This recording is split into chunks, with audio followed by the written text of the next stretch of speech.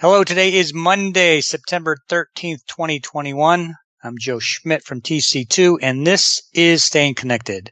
Well, GTT Communications is heading into Chapter 11 bankruptcy. According to sources, the filing is expected to take place once GTT's sale of its European and transoceanic fiber business is completed with I Squared Capital. So, is this a bad thing for enterprises or maybe a good thing? To help answer that question, I'm joined by Jack Deal, one of TC2's managing directors. Okay, Jack, so what do you think? Is this good or bad? Well, thanks, Joe. And let's discuss and find out. What GTT is doing is undertaking a pretty comprehensive restructuring of its U.S.-based entity using a planned and coordinated Chapter 11 proceeding called an RSA, Restructuring Support Agreement. It's really about debt reduction. They expect to eliminate close to $3 billion in debt through the sale and restructuring efforts while staying solvent and maintaining operational liquidity while they refocus the business around some transformational enterprise services with growth potential, such as SD-WAN. Before we get into the details of the bankruptcy filing, why don't you give us some background on GTT? Because GTT, it isn't a 100-year-old company like AT&T, is it? Not by a long shot, Joe. GTT was founded in 2005. They have approximately 3,000 employees across 60 office locations in the Americas, Europe, and Asia Pacific regions. They have a service presence in approximately 140 countries, and they have been among the fastest growing telecommunications service providers in the industry. They were named a Future 50 company by Fortune magazine. Historically, they've reported high revenue growth, although these events call the accuracy of that reporting into question, no doubt. GTT has pursued an aggressive growth by acquisition strategy, and that's only accelerated over the last 4 or 5 years. I'll bet that's what got GTT into trouble. This industry is notoriously bad at integrating companies. At least that's my observation. I think you're right.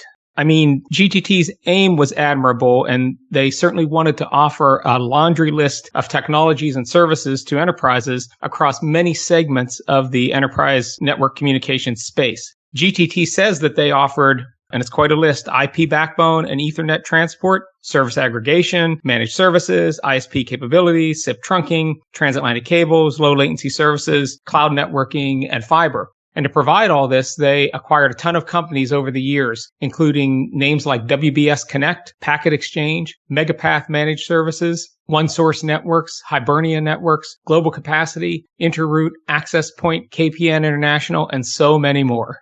Jack, tell us about some of GTT's recent challenges.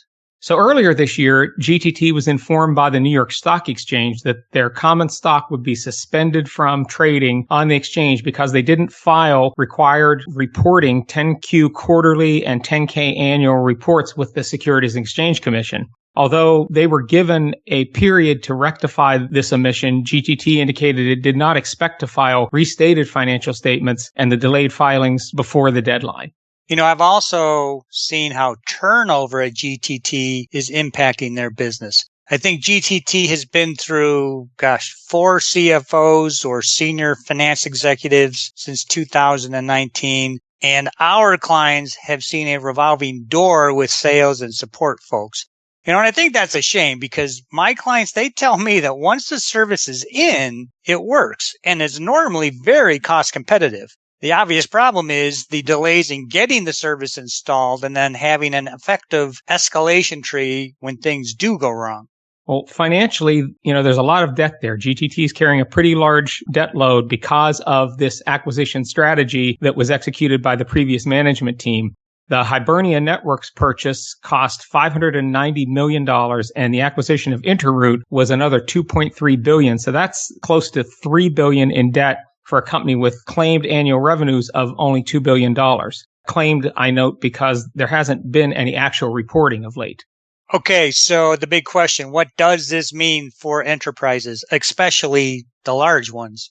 Well, in the short term, for existing GTT clients, there's probably not a great worry that the lights are going to be going out or anything like that. GTT asserts that operational liquidity won't be impacted, and their heritage is certainly one of meeting enterprise needs with capable solutions and support. However, the failure to make the required financial statement reporting and the candid admission that there's no plan to remedy or correct that, and the lack of stability that you note in sales teams, finance department leadership, et cetera, all of that gives us pause at the moment when considering GTT's credibility as a supplier in the industry.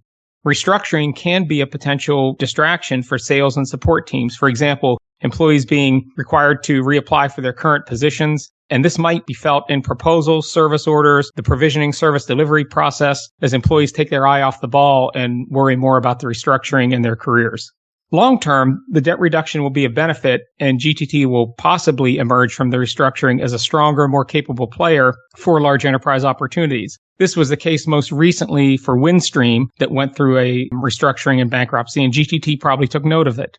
Free of the crushing debt burden, they'd be able to make the necessary investments in leading edge services, support, infrastructure. If they choose to do that, GTT has been well positioned to capture the trend of Internet first WAN transport migration, and we hope this will continue post restructuring. But it's premature to state affirmatively that this restructuring initiative will benefit large enterprises. So what should enterprises do? Well, I'm glad you asked, Joe. Here are some prudent tips. As in any situation like this, you should begin with reviewing the key commercial terms and SLA language in your existing agreements. It's important to know where you stand with GTT relative to SLA exceptions, ability to transition services away from GTT if their performance declines, etc. If your organization lacks proficiency in this area, you should seek third-party advisory help for a concise review. This is something we do regularly. Also review key legal protection using appropriate legal resource, whether that be your in-house counsel or an outside expert, such as our legal affiliate, LB3. Observe, measure, and record GTT's performance during the interim period. Are new services being implemented within the committed interval? Does billing continue to be accurate, or are discrepancies creeping in? Are pricing proposals and turnaround of draft agreements completed on a timely basis, or do they lag? Are account team changes frequent with a parade of new and experienced salespeople?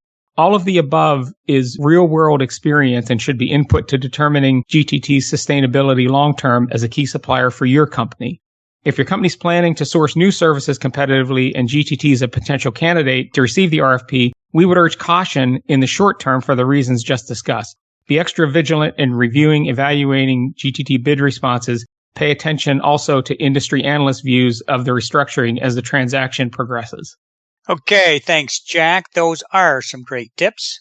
Now, personally, I hope that GTT gets things sorted. They really have helped add some competitiveness to the market for our clients, and it would be great if that continued. If you're a GTT customer or thinking about becoming one, and you'd like to discuss the GTT situation with Jack, me, or any of our colleagues at LB3 and TC2, please shoot us an email or give us a call. You can also contact us for any of your ICT needs. Finally, you can stay up to date by subscribing to these Staying Connected podcasts, by checking out our websites, and by following us on LinkedIn.